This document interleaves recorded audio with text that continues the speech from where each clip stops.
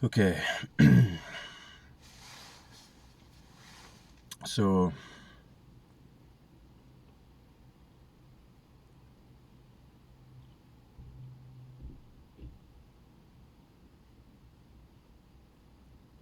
someone posted a comment on one of the videos, which I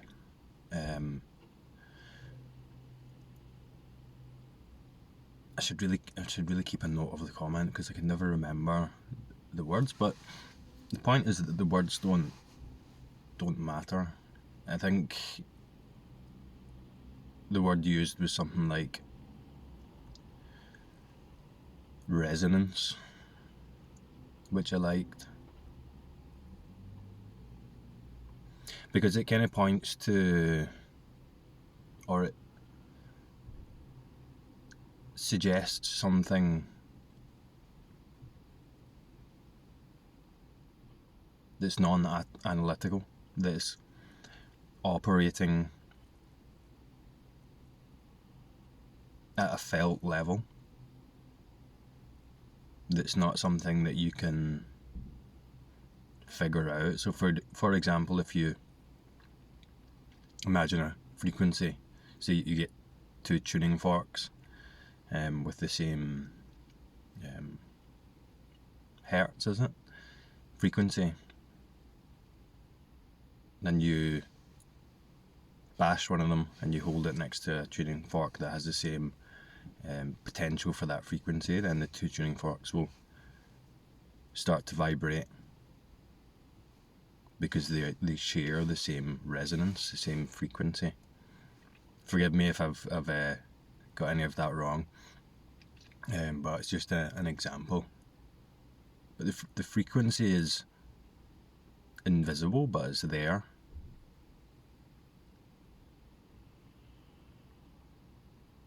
You can't see it. The resonance is a shared frequency, and that frequency could be measured with or described with mental models and concepts, but what it is mysterious. What it is nature. And I thought that was a good way to point to what I was talking about before with the feeling, resonance, feeling.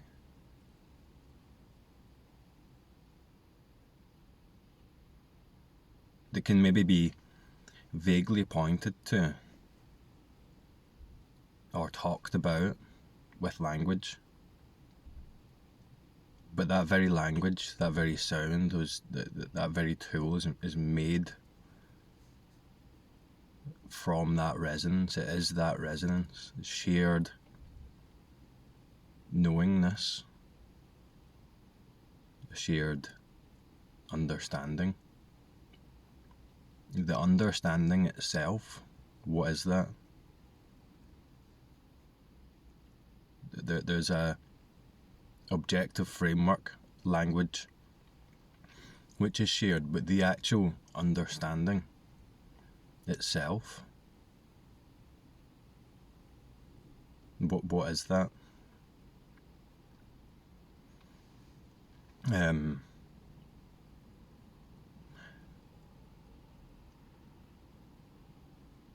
And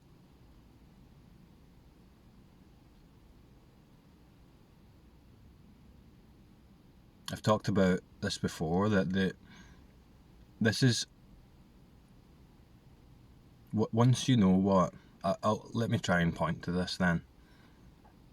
So once you know what this is, this resonance, let's say, this mystery, once you, let's say you resonate with that, you connect with that, you on some level, intuitively, instinctively, know what that is.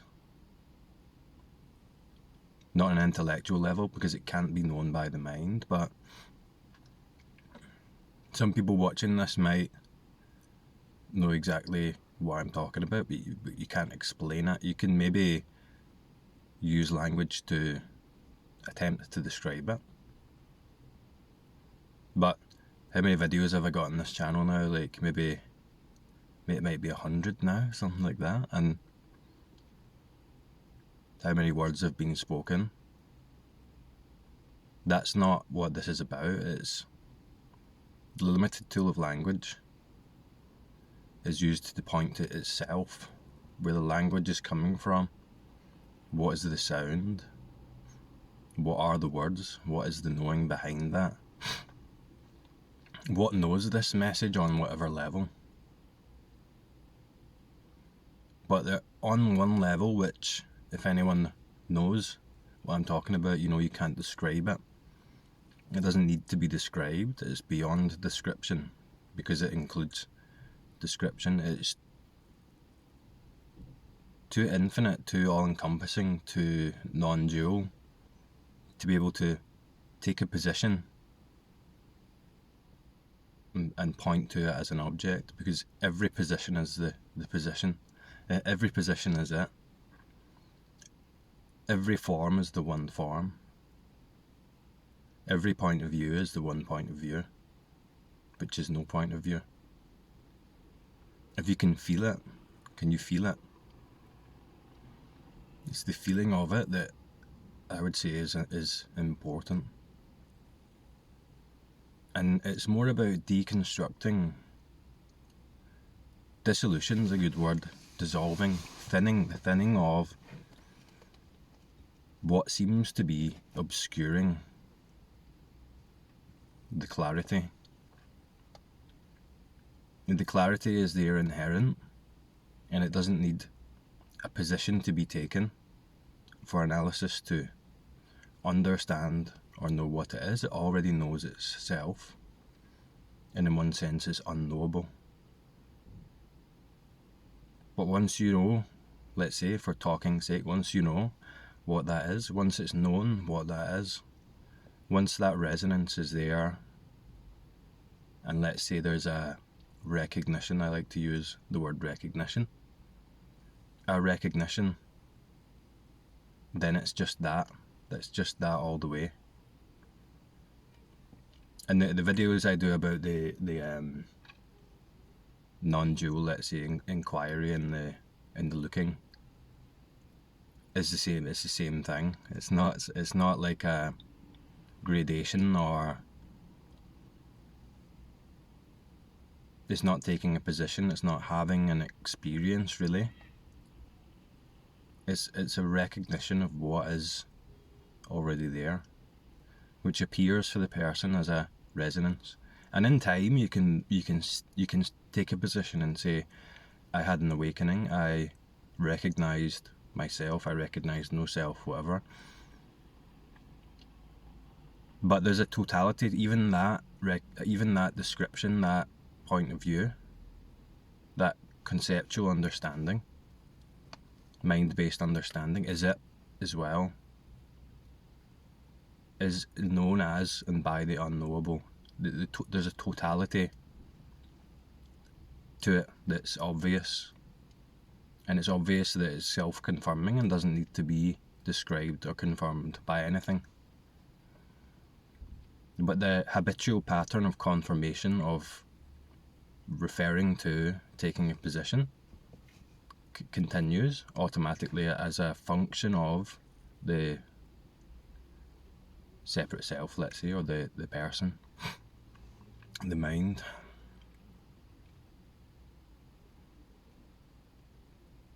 Which is why it's so hard. If it ever seems like, if you're watching these videos, if it ever seems like I talk about something and you get it, it's not you that's getting it. It's already there. So if you're subscribed to this channel and you watch these videos, then that in you that knows the unknowable is already knowing itself. That's what that is. That's the recognition. Now, it doesn't know itself along a timeline. It doesn't know itself as a story. It is the story. There isn't separation between any part of it. The awakening, you could almost say, doesn't happen. It's not happening. On one level, there's a story of a happening, but the awakening isn't a happening. The awakening is just awakeness, already as it is. Outside and including time, outside and including form, distance, space, separation.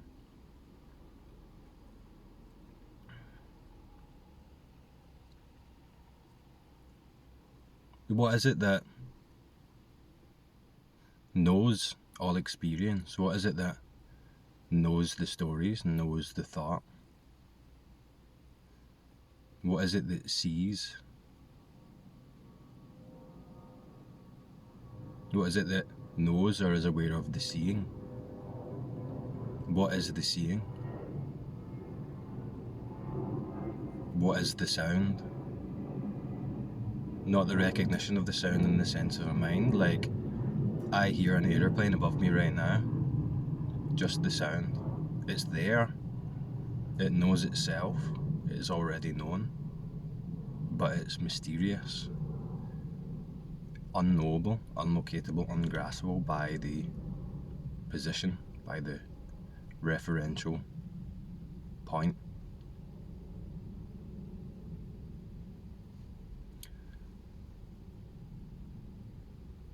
What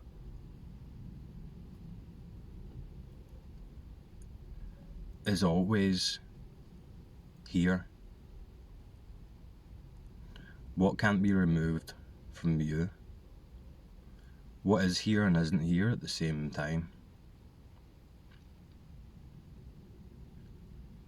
What is everything yet no particular thing at the same time?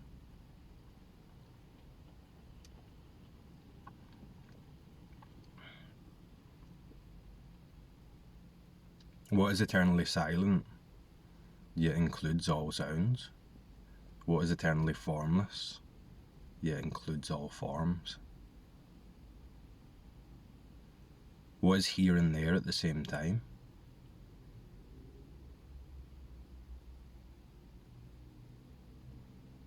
What is and isn't at the same time?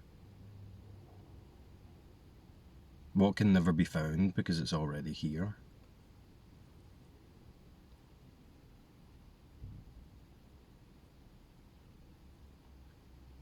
What is the thought known by that's not separate from it? What is the thought made of?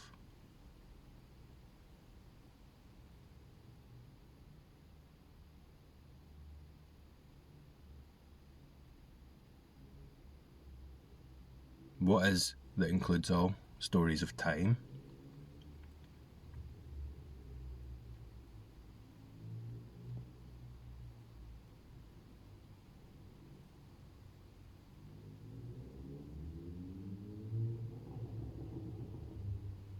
What is silent?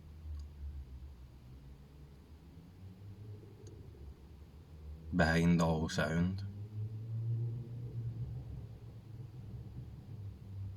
What can you see? Or say the seeing itself? Where is the mystery? What is the most mysterious, yet the most familiar at the same time?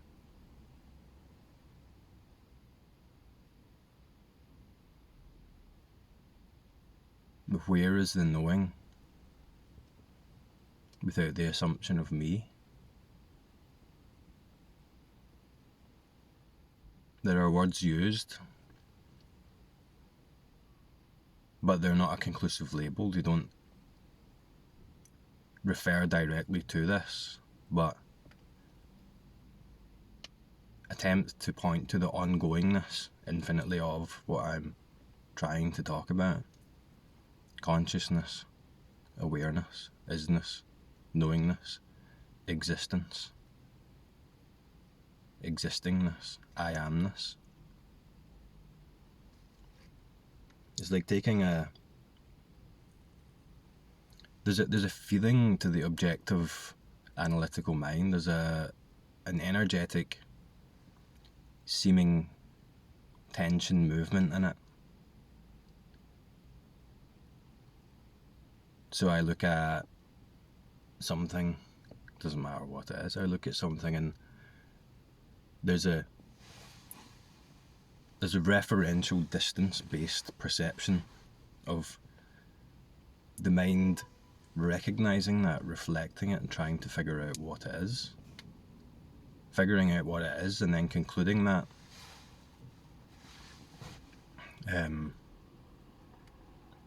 What if we relax that focus?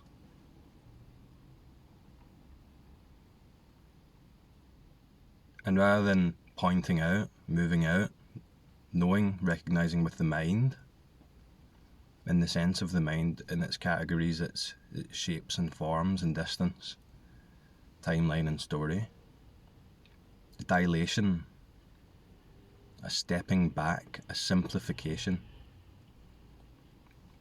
a dissolution of complexity, whilst at the same time allowing the complexity to be where and what it is,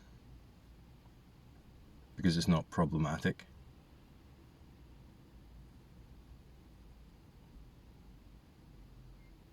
A real curiosity, a real looking without conclusions. Step back, dilate, but at the same time there's an attentive focus. Stepping back from the knowing of this, just to the knowing of, just to the knowing, and then back and back. So it's less of a, if I was going to make a gesture, it's less of a, I understand. It's more of a,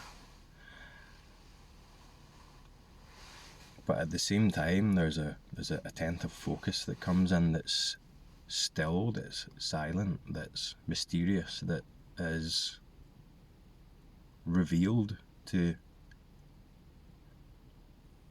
be the basis, to be primary, to be always there. And it doesn't need any movement out, it doesn't need any conclusion, it doesn't need any now let's, or what about, or what's the next. It doesn't need any of that. All of that is it. That comes up, it just dissolves back into this expansive primary reality, if we can call it that. And it's overlooked so easily because of that kind of addictive pattern, that pattern of moving out, understanding, referring to, categorizing, conceptualization, explaining. There's a movement to that. If you can sense that movement, and then you can sense the mystery behind it, the mystery that allows all of it, and then dilate into that, let's say, or revealing that mystery,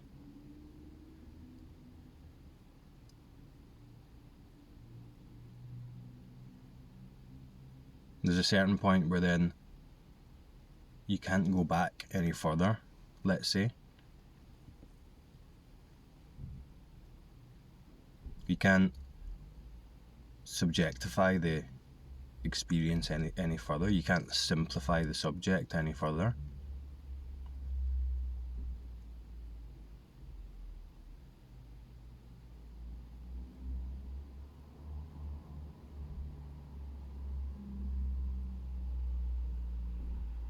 And then you can't even stay there, because the staying there is a doing. The staying there is an effort. It might feel like that in the beginning, but there's no need to stay there, because it is just what is anyway.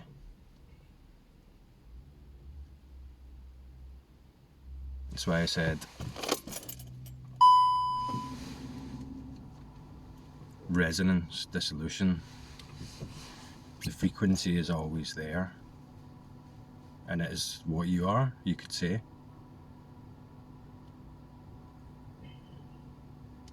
What dissolves is what's always moving, what's always changing within that.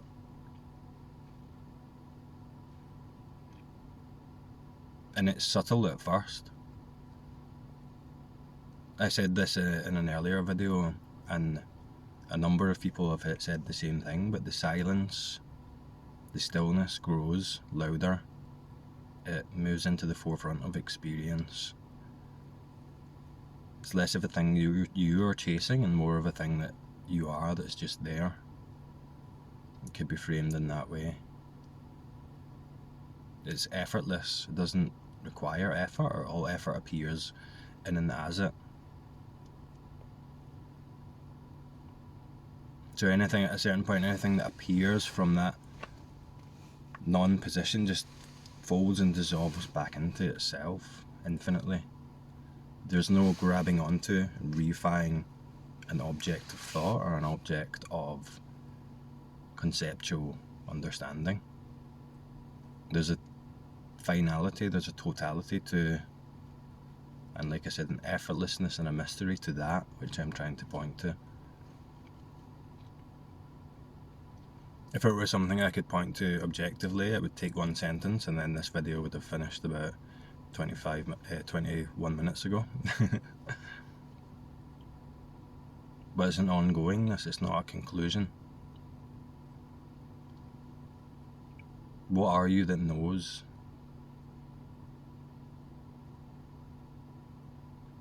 That's both here and not here. That's both present and not present at the same time.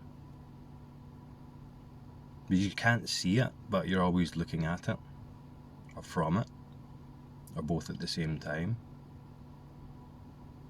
You can't hear it, but it is the sound and the silence at the same time. It's not a thing, it's not an experience, it's just what is anyway. It's too simple to be captured, too free to be captured, too limitless to be contained, too infinite to take a position and point to it or understand it. Because of course all the understanding appears within it, or as a reflection of it. And then it's more about it feels more like a stopping,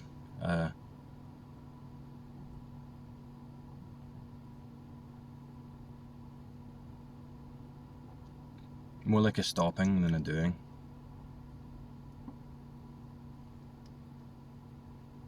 More of a recognition of what is inherent than an attainment. And it's clear when that recognition becomes clear. It's also clear that there doesn't need to be the seeking, there doesn't need to be the understanding. It's non-conceptual, no need to confirm, no need to continue the quest to understand. The energetic heaviness of that movement dissolves, but the pattern, at least for me, continued. The pattern continued as a habit. But every time it runs its cycle and it dissolves into itself, less of it comes back in time. What is the most simple?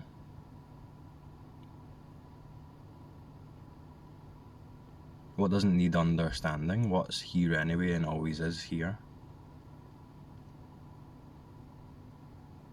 What are you without the story?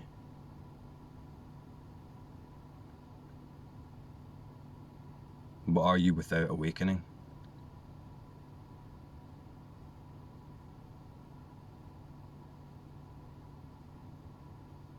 If you're already awake, what is the belief that's suggesting that there needs to be an awakening? Anyway, I'm running out of time, so I'll do for now. I'll talk to you next time.